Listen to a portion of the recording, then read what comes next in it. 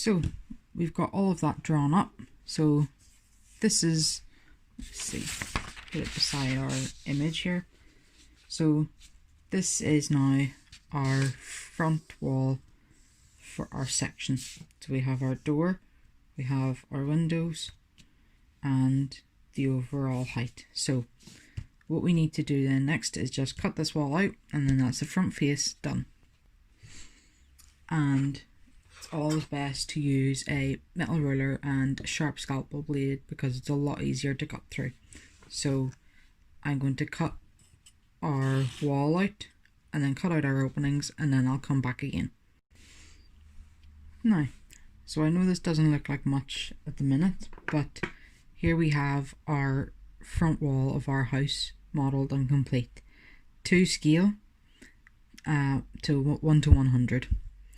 So your back wall of your house can be done in exactly the same way.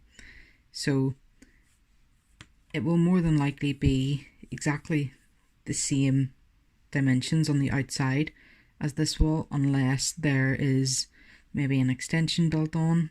But if there is, it's all worked out in the same way for the back wall, and so then you have 2 of your front faces done completely. So next we'll look at how do you work out the side of your building, especially if you can't see it, if it's in the middle of a row of terrace housing.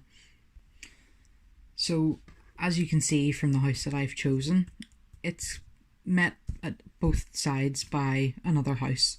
So I can't actually see the side of my house to count up the bricks.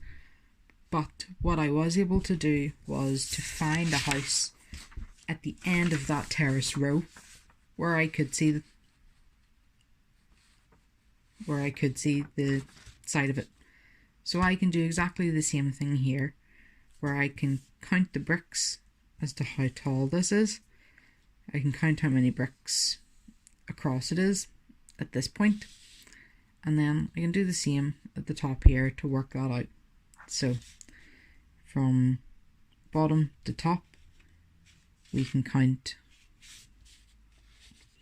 so we can sketch out roughly, so we know we're going to have something along the lines of this shape here, okay, with our little chimney as well. So we do the exact same thing.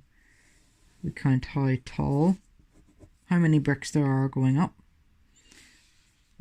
for this dimension, how many bricks across is it, so we can find out how wide this dimension is at its widest point.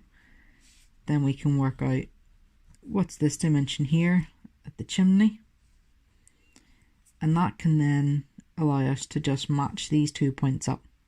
So if you know this distance for the chimney, and you know that this is how wide this building is at its widest point, and we can count how many bricks there are in between those, so we know how far apart they are, you can just join up both of those ends, and that works out this little triangle section.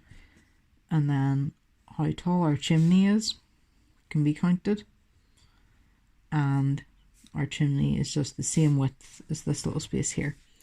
So that can be worked out exactly the same way, where you count the bricks, change that into a measurement using the dimensions of a brick that we know, and then we draw it out on our card, cut it out, and it's done exactly the same way.